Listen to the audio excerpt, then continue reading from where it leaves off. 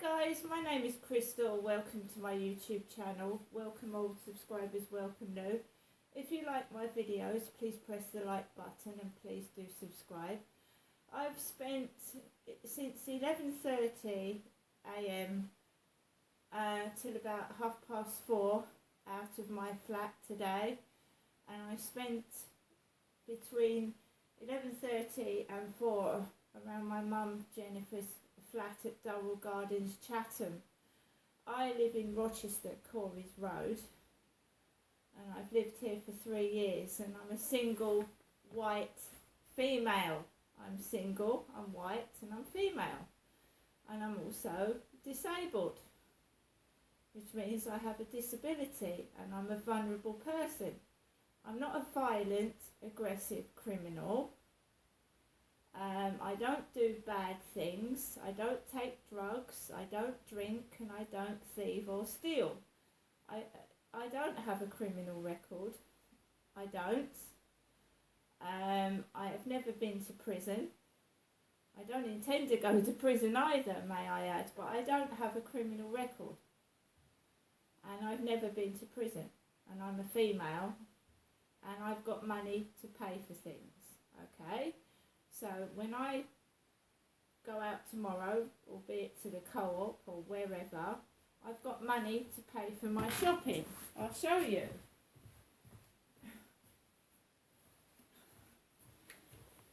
See, money. What do you buy things with? Money. Right?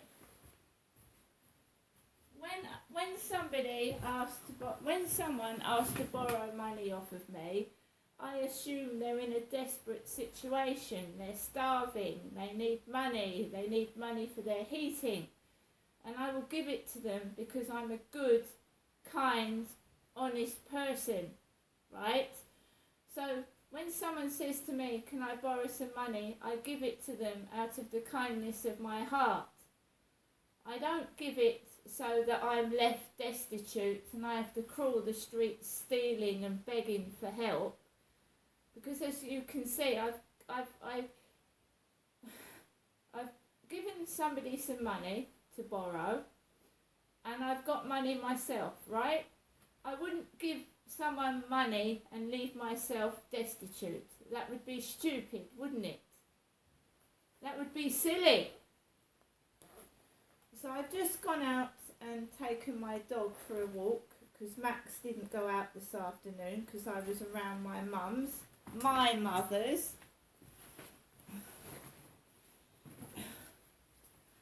I have 3 sons and a daughter.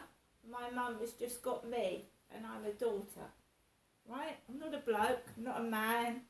It's in a wig. See, pull it, still there. Get sick and tired of it, to be honest. Being treated like a violent criminal. I was talking to the chap in the taxi on the way home how much the Medway towns are full of crime and people that just push you over and do what they like, and I'm not one of those people. And he said yes, somebody had come down from London, Woolwich, Arsenal, in his taxi, and that's where my ex came from, Woolwich. The guy I used to go out with on and off at Lansdowne Court, he used to come from Woolwich in London. She said she was like frightened to live down, especially in Chatham, which is rife with drugs and crime, and it's frightening just to walk down the high street. Tell me about it. I know, I've lived in Chatham now for 12 years, Chatham, Rochester area. So, after eating my pancakes, settling down, my neighbour upstairs comes in. He parks outside Foley Apartments. The Ford Mondeo's parked outside Foley Apartments. There is a ginger-haired lady that lives in there, and she's older than me. She's about nearly 70. And she's got ginger hair. She's totally different looking to me, and anyone can tell the difference. Right? There's a red car parked outside my bedroom window, a small red car at the moment.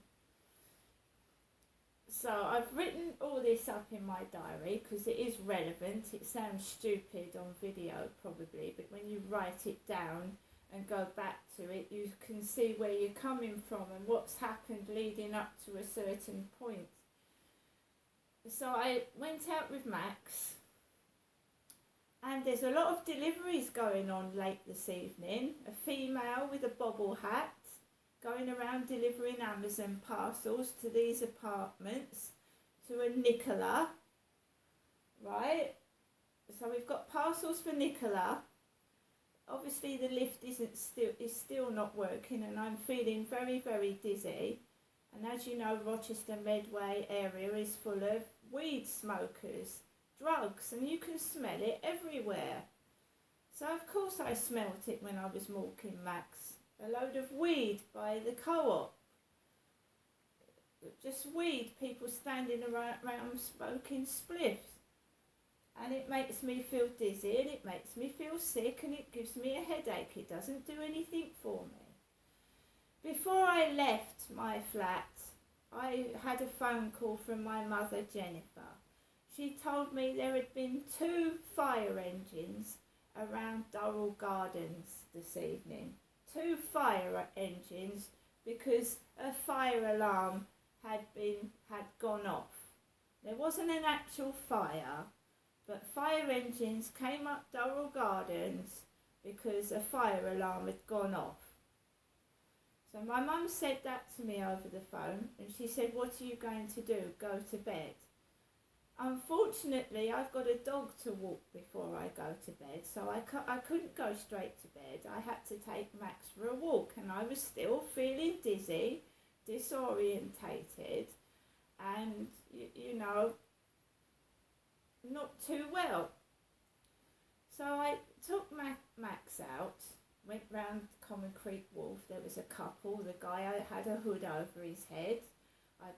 I just walked slowly, took it easy. It felt like my legs were jelly and I was going to sink into the pavement. I've had this for nearly 2 weeks now, on and off. The sensation that but I've heard stories of women going through the menopause that they just can't function. So I'm going to have to make an appointment with the doctor and try HRT again, hormone replacement therapy. Because I'm a woman, I'm going through the menopause, and it's hell on earth. It's hell on earth. It really is.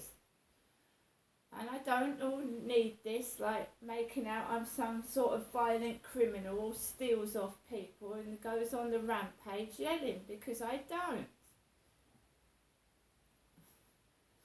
So I got to near the bottom of the path leading to the co-op, and I could smell strong marijuana. And there was a guy hovering about at the bottom of the path, up and down, smoking his spliff.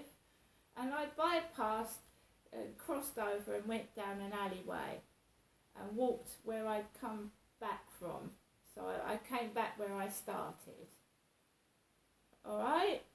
So so today, I've lent money to somebody. Somebody asked me to borrow some money off me. I lent them some money out of the kindness of my heart.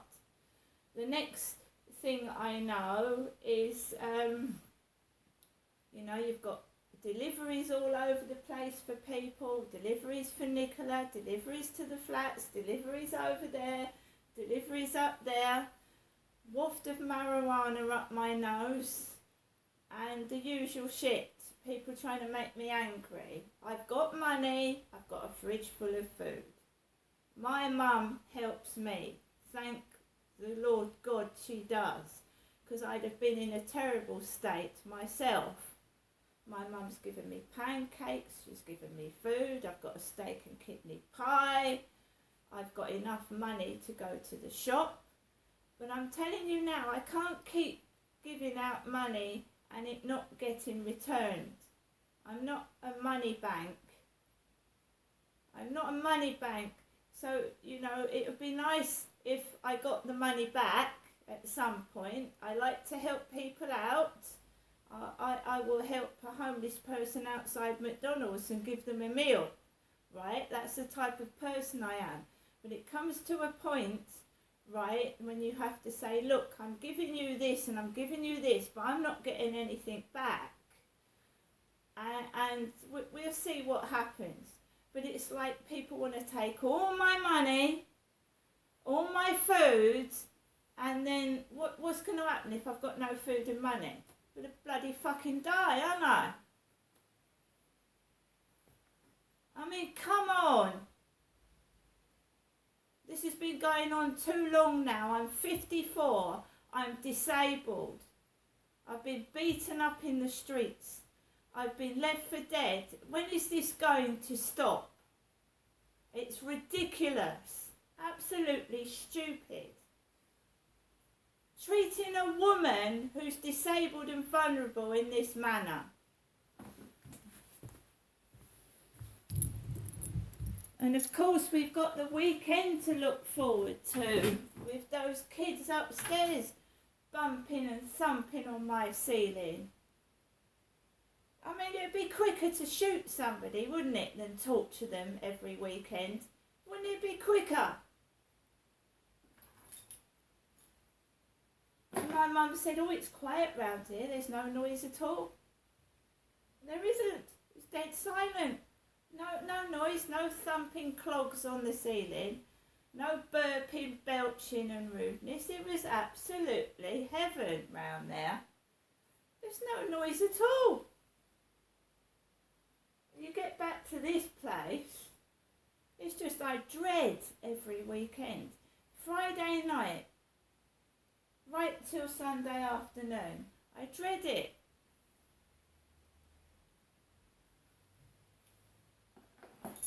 And I'm not violent, and I'm not aggressive. I've never spoken to the man, I've never shouted at him, I've never acted aggressively. All I did was leave a note asking him to keep the noise down. It was making me feel ill. That's all I did. And then when I found out that his kids were disabled themselves, I felt bad, and I wrote another letter offering my help. And when it was completely ignored, right, and the noise continued, and I just thought someone was taking the fucking mickey. Do you know what I mean? I don't do anything nasty to anybody. I sat here for 2 months and my cats were hiding under the sofa and my dog was jumping off the sofa and hiding. I took it, and then it gets to a point where, you know, are you taking the mickey? And if his kids are disabled and he's got 4 of them, shouldn't they be in accommodation where it caters for disabled children? Shouldn't he be in a disabled flat with his kids? Not them thumping about on the ceiling, screaming and shouting. Shouldn't they be in better accommodation? Because it's not only unfair to me, it's unfair to his kids. If I don't know if it's a 1-bedroom flat or a 2-bedroom flat with 4 or more kids running up and down. Just seems so unfair. I mean, I'm not a nasty person. And if I had a lady at Alexandra Road when I was in a women's refuge accommodation, and she knocked on the door to me. And she said, I'm sorry to bother you, but your radio is up too loud. It's up too loud and I've got heart problems. Would you mind turning it down? What did I do? Did I hold a grudge and put the radio up loud because she had heart problems? I turned it down and respect what that woman had said to me. Because I'm not Miss High and Mighty. I don't go around, taking things to heart. My radio was a bit too loud. I turned it down. Why have some people got a problem with being spoken to or being criticised? I mean, it's silly, isn't it? And that's no word of a lie. I was in a women's safe house. The woman knocked on my door, an elderly woman of about 65, and she went, I'm sorry to ask you, but your radio is too loud. I can hear it right through my wall. can you turn it down, please? And I did. I didn't make accusations or say she was picking on me or she was doing this to me. I just turned the radio down. Some people just don't like being told what to do. They think that you're picking on them or you're doing it for some sinister reason. But it was literally making me ill.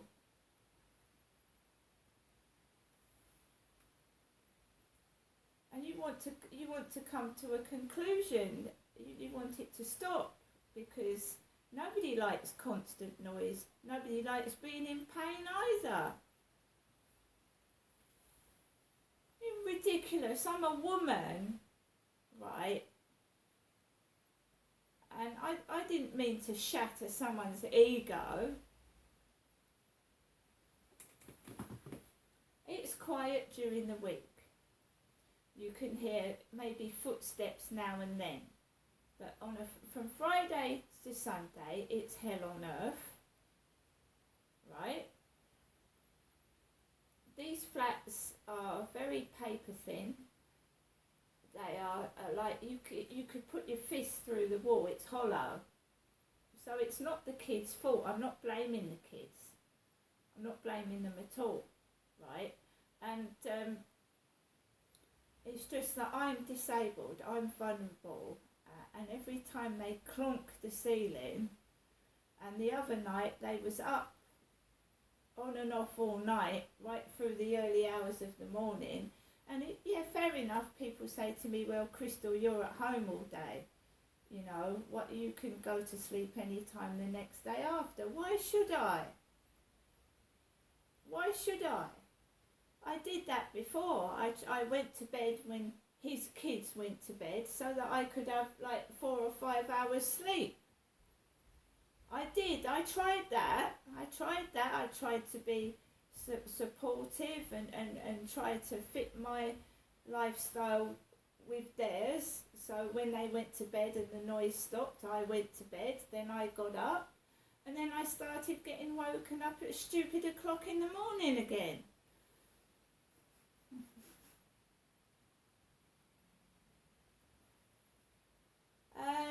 So I've gone out, I've had a waft of weed up my nose, and I've come back into my flat by myself.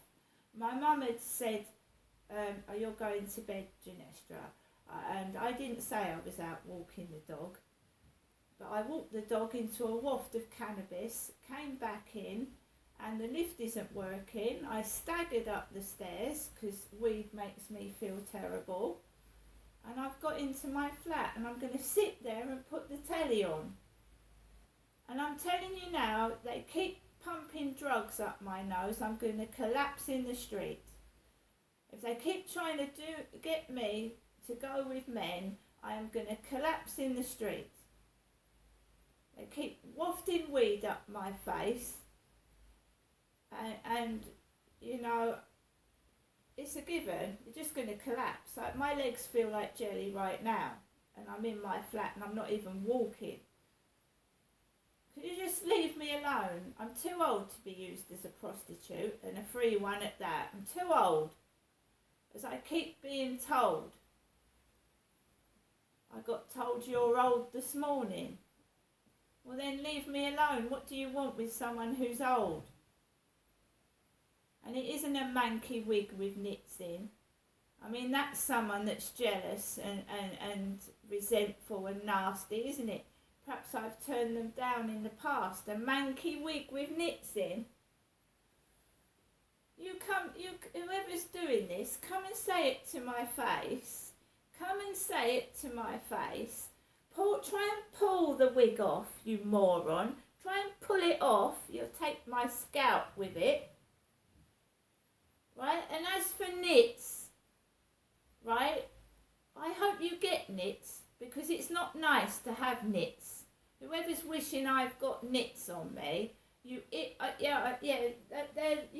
anyone remember the knit doctor at school, that they used to go through your hair at school with a knit comb?